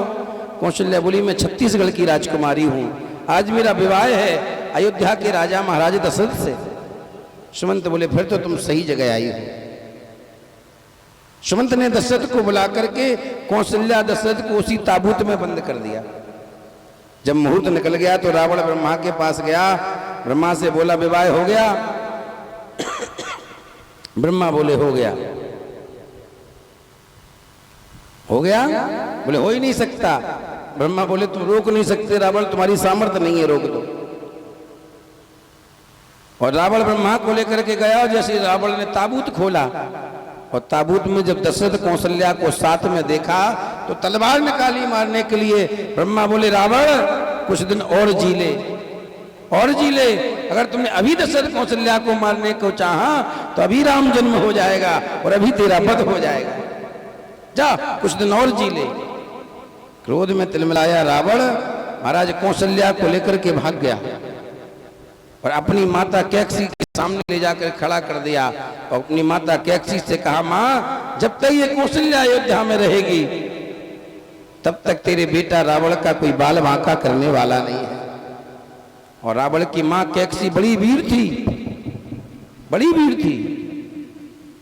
दशरथ को पता चला, दशरथ लंका गए और लंका में जाकर के कैकसी ने जब दशरथ को देखा तो मोहित हो गई। महाराज दशरथ ने कैकसी से कहा, मेरी पत्नी को तेरा बेटा लेकर के आया है, मुझे वापस कर दो। कैकसी बोली वापस तो कर दूंगी लेकिन एक शर्त है। बोले क्या? बोले तुम्हें एक रात्रि हमारे साथ सोना पड़ेगा। दशरथ ने स्वीकृति दे दी। कैकसी के साथ रात्रि विश्राम किया तो कैकसी ने गर्भ को धारण किया और दशरथ कौशल्या को लेकर के चले गए। जब रावण को पता चला कि कौशल्या अयोध्या में पहुंच गई तो रावण आकर के कैकसी से लड़ा, तू माता नहीं है, तू कुमाता है, तूने अपने बेटे को ही मां जिंदा में ही मार दिया। जब रावण जोर से चिल्ला रहा था तो कैकेयी बोली शांत हो जा, शांत हो जा, जिसका तुझे भय है वो मेरी कोख में पल रहा है। और याद रखना जो मेरी कोख से जन्म लेगा जब तक वो लंका में रहेगा तेरा बाल बांका कोई नहीं कर पाएगा। जब रावण ने महाराज विभीषण का जन्म हुआ, रावण ने जब विभीषण को त्यागा और राम जी 30-30 बाण छोड़ते, रावण का वध नहीं होता। विभीषण ने आकर के कहा, प्रभु नाभि कुंड पीयूष सुलझा के, इसकी नाभि में अमृत कुंड है, जब तक वो नहीं सूखेगा। क्या भगवान को पता नहीं था कि रावण की नाभि में अमृत कुंड है? पता था, लेकिन जिसकी मृत्यु जिसके हाथ से होनी होती है परमात्मा उसी के हाथ से ही कराते हैं। विभीषण ने जब कहा तो भगवान ने 31 बाण छोड़े, 10 सिर 20 भुजाएं, 31 में नाभि कुंड में जाके लगा, रावण का वध हो गया। राम जी बोले बड़े भाई से पहले छोटे भाई का राज तिलक नहीं। और रावण शुभ अविद्या का वध करने के लिए महाराज 14 वर्ष की साधना है, क्योंकि अविद्या का 14 जगह वास होता है, इसलिए 14 वर्ष वनवास साधना की जरूरत है। माँ मुझे 14 वर्ष के लिए वनवास भेज दो। तापस वेश विशेष उदासी और 14 वर्ष राम वनवासी, इसलिए 14 वर्ष का वनवास मांगा। अगर दशरथ के मरण की बात होती तो 5 वर्ष का मांग लेती, भरत की गद्दी की बात होती तो राम को आजीवन मांग लेती, लेकिन बात थी राम राज्य की, रावण के वध की, इसलिए 14 वर्ष का वनवास मांगा है। तापस वेश विशेष उदासी और 14 वर्ष राम वनवासी। अविद्या का जब तक विनाश नहीं होता तब तक महाराज व्यक्ति ऊंचाइयां प्राप्त नहीं कर पाता, लक्ष्य को प्राप्त नहीं कर पाता। सुखदेव जी महाराज कहते हैं, राजन एक सक्टासुर नाम का दैत्य आया तो भगवान ने उस सक्टासुर नाम के दैत्य का उद्धार किया। तृणावर्त नाम का दैत्य आया तो भगवान ने तृणावर्त नाम के दैत्य का भी उद्धार किया। सुखदेव जी महाराज कहते हैं, भगवान थोड़े बड़े हुए और घुटनों चलने लगे। बाबा नंद रोज घर में सालिग्राम की पूजा करते। देखो गृहस्थ के घर में 3 चीजें जरूर होनी चाहिए, तुलसी का वृक्ष, गौ माता और सालिग्राम की पूजा। जिस गृहस्थ में सालिग्राम की पूजा नहीं होती उस गृहस्थ में पूरे जीवन खटपट पड़ी रहती, छोटी छोटी बातों में झगड़ा होता है। क्योंकि सालिग्राम पर जब तुलसी होती है तो गृहस्थ सुख समृद्धि प्रदान करती है। रोज सालिग्राम जी की पूजा करते, दूध दही घी शहद से नहलाते, और जब पूजा करते तभी भगवान आके बगल में बैठ जाते। और रोज देखे भगवान तो दूध से नहावे, दही से नहावे, घी से नहावे, शक्कर से नहावे, जो तो बहुत ही मीठो हो गए हो। एक दिन बाबा ने फूल तुलसी चढ़ाई, पूजा करी और माला लेके जप करने लगे, तो भगवान ने फूल तुलसी हटाई और सालिग्राम जी उठाए और मुख में डाल लिए। दोनों तरफ चलाएं, इस तरफ से उस तरफ, उस तरफ से इस तरफ, तब तक बाबा की माला पूरी हो गई। बाबा ने आंखें खोली सो देखी फूल तुलसी पड़ी बिखरी पड़ी और ठाकुर जी गायब। पहले बाबा आंख बंद करे थे, भगवान आंख बंद करे बैठे। बाबा ने देखी ठाकुर जी कहूँ नहीं मिले, पूछे क्यों रे लाला तेने ठाकुर जी देखे? भगवान कैसे कहते नहीं देखे? भगवान कह बाबा ने फिर 2-3 बार देखा, अरे लाला तेने ठाकुर जी देखे? भगवान बोले बाबा बोले दारी को वैसे तो बहुत ही पटर पटर बोले, जब कछु पूछे तो बताई क्यों ना? अरे लाला तेने ठाकुर जी देखे? भगवान बोले बाबा की नजर मोड़े पे गई कि जाको मोड़ो कछु फूलो फूलो लग रहे हो। बाबा ने फिर पूछी जोड़े लाला ठाकुर जी देखे? और जैसी भगवान ने कही तैसी बाबा ने गाल में गुलचा दियो तो ठाकुर जी पट्ट से बाहर आए गए। अरे यशोदा देख तेरो लाला कितनो दंडी हो गए है, जाने तो ठाकुर जी मुख में मिली।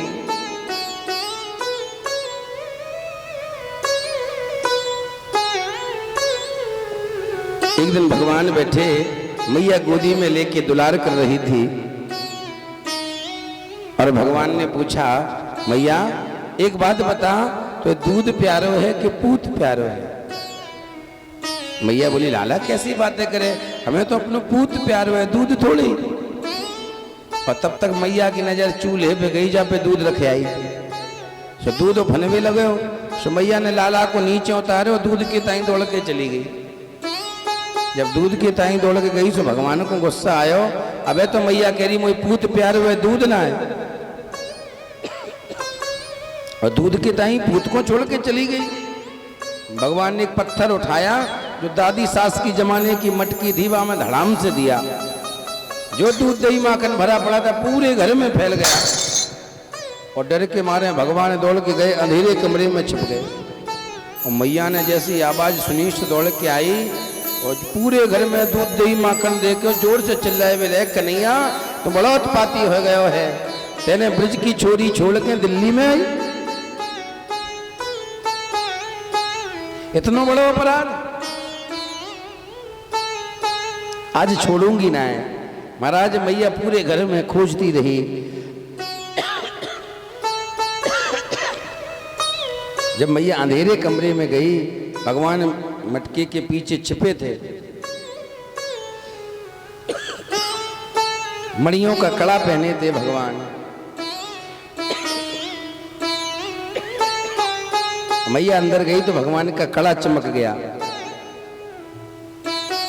जब कड़ा चमका तो मैया बोली दादी को यहाँ छिपो बैठो है। भगवान ने जैसी मैया की आवाज सुनी तो भगवान भाग खड़े हुए। मैया ने छड़ी उठाई तो भगवान के पीछे पीछे दौड़ पड़ी, पीछे पीछे। मैया कहती लाला आज तुम पकड़ में आवेगो तो छोड़ूंगी ना है। भगवान बोले मैया पहले पकड़ तो ले तभी तो छोड़ेगी। मैया कह रही लाला मैं थक गई हूं, मेरे पास आ जा, आज बहुत मारूंगी। भगवान बोले मैया पहले जा छड़ी फेंक दे, मैं तेरी गोदी में आ जाऊंगा। छड़ी फेंक दे।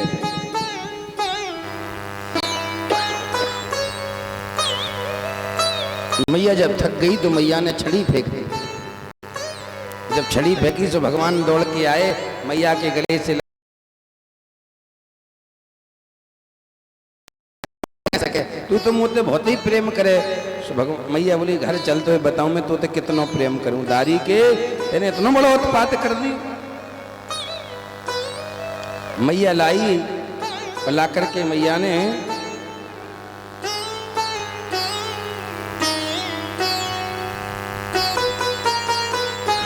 मैया लाए के भगवान को बांध रही है। और जब मैया बांधने लगी और जैसी गांठ मारे तो रस्सी 2 अंगुल कम हो जावे। मैया ने पूरे घर की रस्सी लगाई दी, लेकिन फिर वो रस्सी 2 अंगुल कम हो जावे।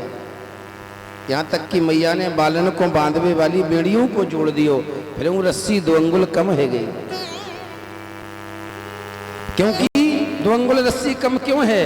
क्योंकि परमात्मा 2 ही चीजों से बंधन में आता है, एक तो प्रेम से और दूसरा समर्पण से, तीसरी चीज से आता ही नहीं। और व्यक्ति, आज संसार का व्यक्ति अभिमान में बांधना चाहता है, धन अभिमान में, बल अभिमान में, तो परमात्मा किसी के बंधन में नहीं आता। परमात्मा उसी के बंधन में आता है जो प्रेम और समर्पण से परमात्मा को बांधना चाहता है। महाराज बरसाने से 2 रस्सी आई हैं, एक प्रेम की और एक समर्पण की, जैसी मैया ने जोड़ी है।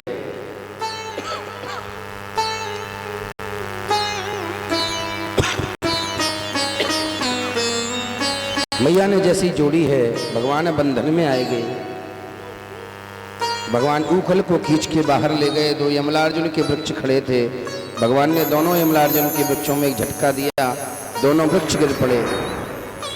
ये कुबेर के पुत्र और भगवान शंकर के रुद्र के गण नलकूबर और मणिग्रीव है, भगवान ने दोनों पर कृपा करी है। भगवान जब थोड़े बड़े हुए और भगवान ने देखा, सखाओं को देखा, तो सखाओं से बोले, तुम बहुत दुबले पतले हो गए हो, क्या तुम्हारे घर में दूध दही माखन नहीं होता? सखा बोले, होता तो है, लेकिन हमें खाने को नहीं मिलता। तो बोले, फिर कहाँ जाता है? बोले, हमारी मैया सब मथुरा में बेच आवे, हमारे बट में तो केवल छाछ आवे। अच्छा, तो दूध दही माखन खाने है? सखा बोले, कन्हैया नेकी और पूछ पूछ मिल जावे तो कहवे की बात ही का है। अच्छा ठीक है, तो कल 10 बजे सब मिलो और कल हम तुम्हें माखन खिलावेंगे। तो मधुमंगल बोलो, लाला कहाँ खिलावेगो? अपने घर में। भगवान बोले, दारी के एक दिन होए तो खिलाए दूं, रोज रोज कौन खिलाए सके? मनसुखा बोले, फिर लाला कैसे खवावेगो? भगवान बोले, देख फिर तो एक काम करना पड़े, रोज रोज खावे के ताई। तो बोले, क्या? बोले, फिर तो चोरी करेंगे, फिर तभी रोज खावे को मिले। तो मनसुखा बोलो, दारी के तो बड़े बाप को बेटा हमें चोरी करवो सिखावे? अरे तेरो रिश्ता तो बरसाने से पहले ही तय हो गए, और हम ब्राह्मण के बेटा कौन धोखे से चोरी में पकड़े गए, धोखे से पकड़े गए तो महाराज हमारा फिर विवाह होने ही नहीं, जीवन में कलंक लग जावे। क्या से दारी के तू रहन दे। भगवान बोले, देख माखन खाने हो तो कल 10 बजे जग कदम के पास मिलो। और भगवान सुबह 10 बजे पहुंचे, और जब भगवान ने देखा कि कोई नहीं आ रहा तो भगवान ने बुलाना शुरू कर दिया, अरे ओ मनसुखा, अरे लाला मधुमंगल चले आइयो। अरे ओ मधुमंगल, दारी के कहाँ मर गयो? पूरे दिन खावे और पड़ो पड़ो सोवे को नु काम ही को ना।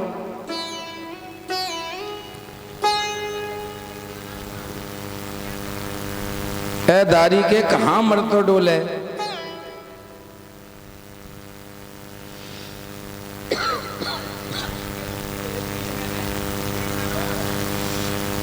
कौन कौन वैरायटी के भेज दिए?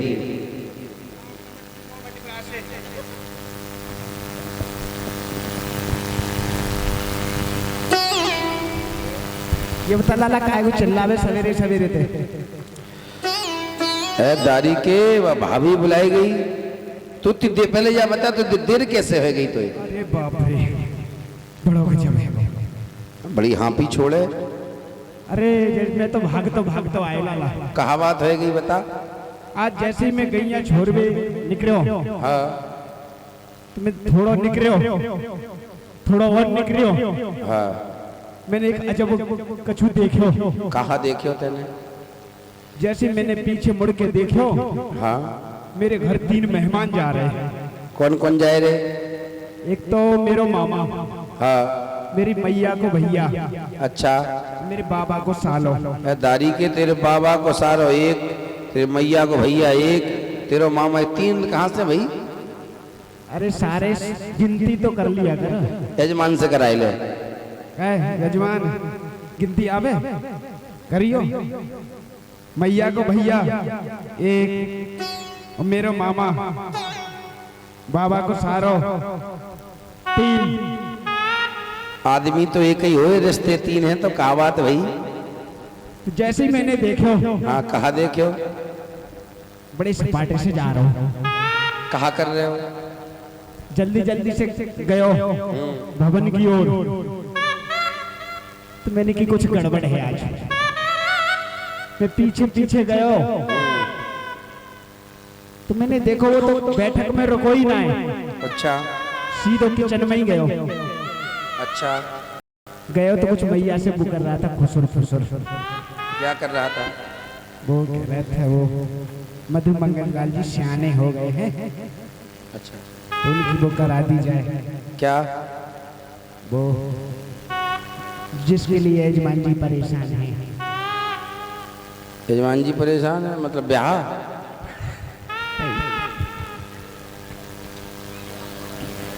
सारी के ब्याह को लड्डू बहुत ही खराब होए, जो खा ले वो पछतावे, जो ना खावे वो पछतावे। लाला फिर तो मैंने बहुत मेकअप कियो। चंदन बचो के ना है लाला, मैंने तो लिपस्टिक से ना छोड़ी सारी। अब भैया तेने बहुत अच्छा काम करे हो। देख भाभी बुलाई गई। लाला भाभी है कहाँ? पीछे।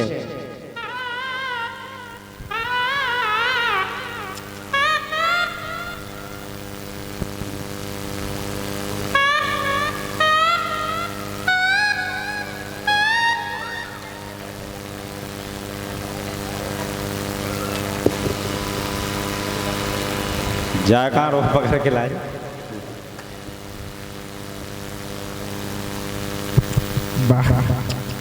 भाभी के तो बड़े मलाम हालात है।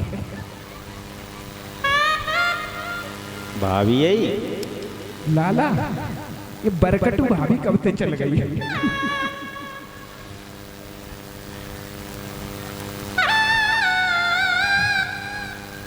लाला गड़बड़ है। कहा भाभी ना है तो ये तो भाभी है सारी। सही बता लाला कहाँ है? पीछे। आए भैया भाभी तो बड़ी मुस्कुरा रही लाला। क्या बात क्यों है आज? नट खट नंद किशोर माखन खा गए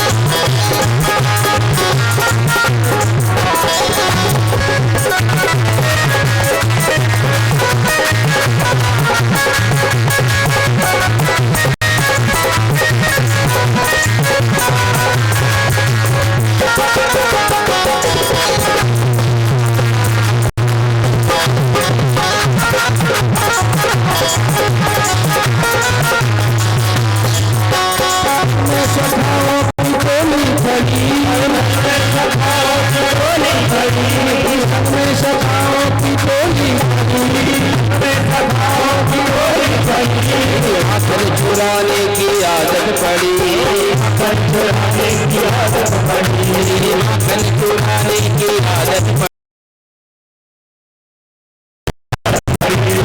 ऊंची मटकिया पे माखन धरो, ऊंची मटकिया पे माखन धरो, ऊंची मटकिया पे माखन धरो, ऊंची मटकिया पे माखन धरो। आंगन में माखन बिखरे पड़ो, आंगन में माखन बिखरे पड़ो, आंगन में माखन बिखरे पड़ो, आंगन में माखन बिखरे पड़ो। फूल की गलियों में मच गया शोर, फूल की गलियों में मच गया शोर। माखन खा गए माखन चोर, माखन खा गए माखन चोर। लगन लगन किशोर, माखन खा गए माखन चोर।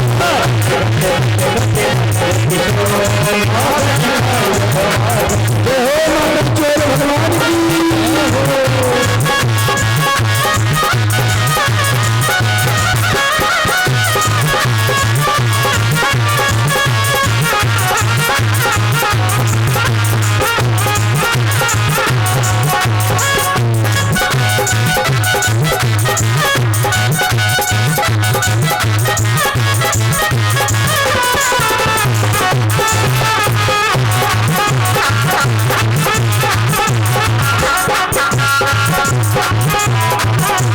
करुणा की अखिल में आंसू भरे, करुणा की अखिल में आंसू भरे, करुणा की अखिल में आंसू भरे, करुणा की अखिल में आंसू भरे।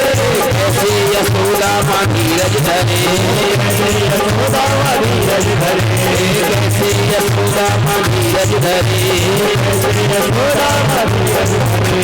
रूठे कन्हैया को लीनो बनाए, रूठे कन्हैया को लीनो बनाए, माखन मिश्री को भोग लगाए, माखन मिश्री को भोग लगाए, माखन मिश्री को भोग लगाए, माखन मिश्री को भोग लगाए। रूठे कन्हैया को लीनो बनाए, रूठे कन्हैया को लीनो बनाए, रूठे कन्हैया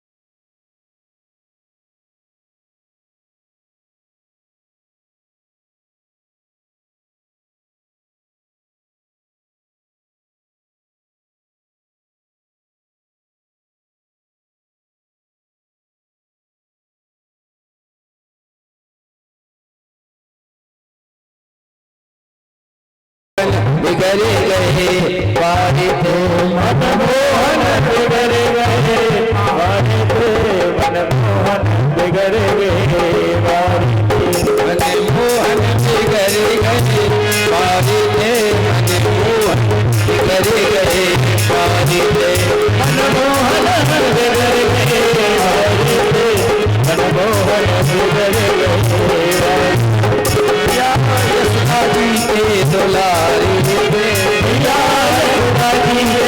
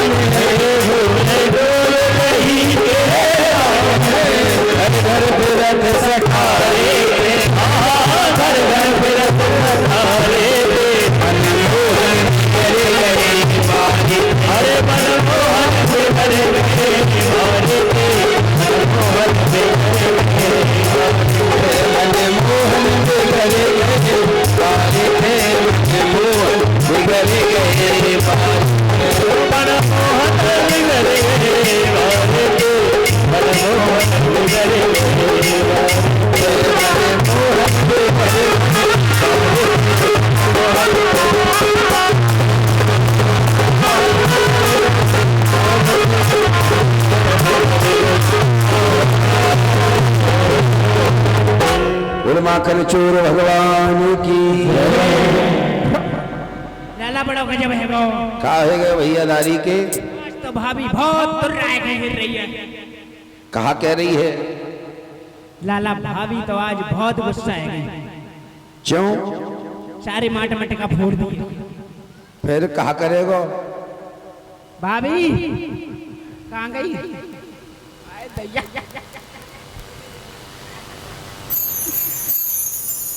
लाला भाभी कह रही है मेरी सास के माट मटका फूट गए। अच्छा, फिर कहा करेगो?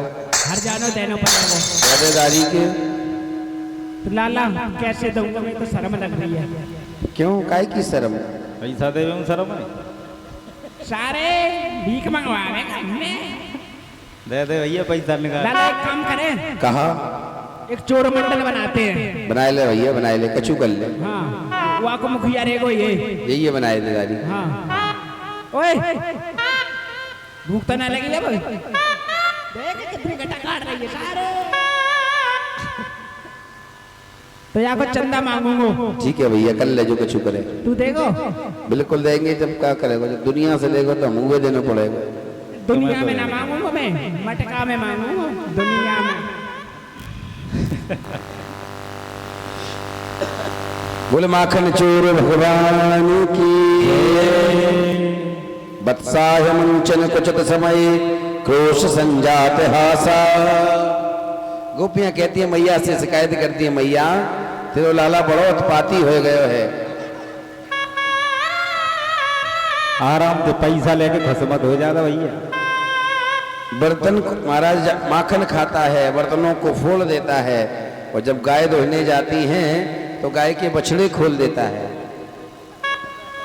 तो गोपियां बोली कन्हैया, मैया बोली लाला तेरो ये काम ही तो करे हैं, तो काहे को ने डांटे?